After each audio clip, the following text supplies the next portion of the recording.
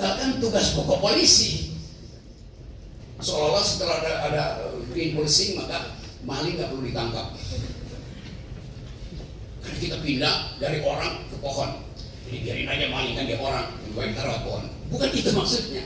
Ini adalah addendum, tambahan strategik untuk memulai memberitahu pada publik bahwa ada masalah baru. Community policing, democratic policing tidak cukup. Ada soal baru, yaitu kerusakan lingkungan, dan kita dipanggil untuk merawat itu. Kalau kita lihat perkembangan tentang subjek hukum misalnya, biasa diajarkan di fakultas hukum, di sekolah kepolisian, subjek hukum itu adalah manusia konkret, individu. Sekarang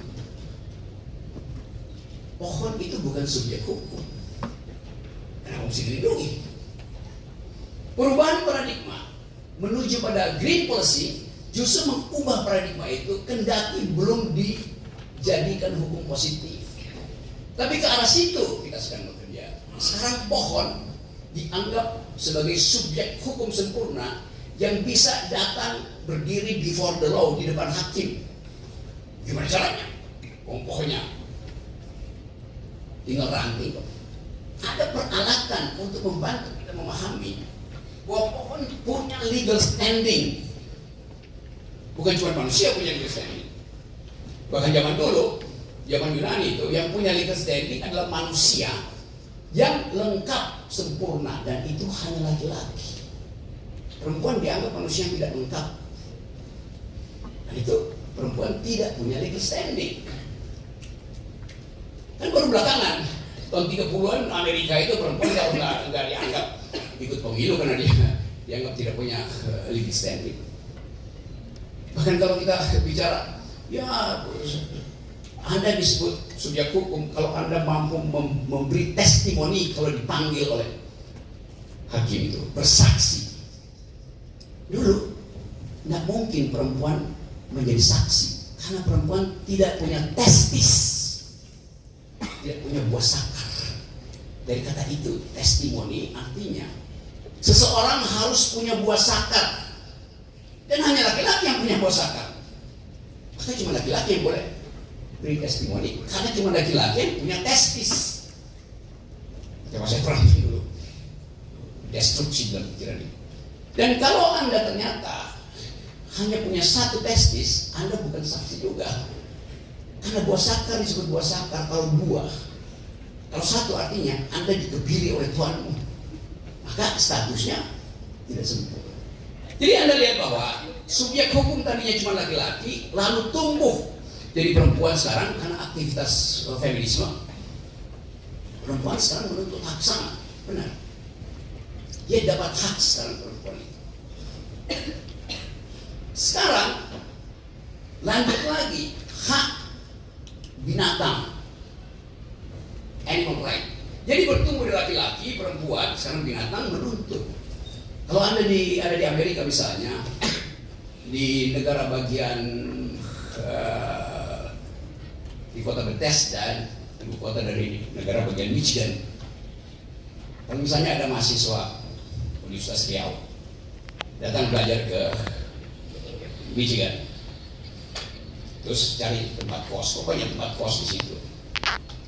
Terus pagi-pagi mahasiswa dari Riau tanya pada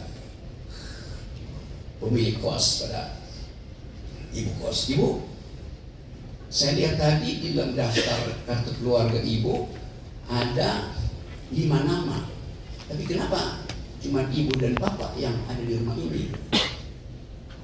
Punya kemana? Ini ibu, ada John, Mary, David, Corby, dan Sugeng. Gue bilang yang cuma kita berdua. Yang 3 ini apa? David itu kucing, Corby itu anjing, Sugeng itu kakak tua. Jadi binatang piaraan didaftarkan sebagai anggota keluarga. Terlambat memberi makan, dilaporkan tetangga,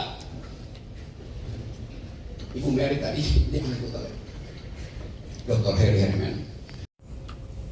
Kalau kalian, wajah kalian anak-anak muda yang sekarang kinclong karena skincare, kenapa mesti setiap 10 menit nyalain HP untuk berkaca? Udah gila nggak skincare-nya? Kan skincare itu dipakai seharian, kalau mesti ngaca terus. Begitu Anda ngaca, Anda buka HP Anda, baterainya boros. Hanya untuk memastikan bahwa itu masih kinclong. Yakin aja kan kinclong. Saya tahu kalian pakai skincare, tapi ada anak-anak muda yang tidak memerlukan skincare, dia memerlukan brain care karena kekurangan otak. Tapi di Riau saya tahu kesempatan untuk bertengkar secara akademis terbuka. Jadi sekali lagi paradigma ini pindah dari anthropocentrism pergi pada ecocentrism. Hak sungai untuk tetap berliuk, hak pohon untuk didiami oleh ulat dan diserangi oleh burung. Itu yang sekarang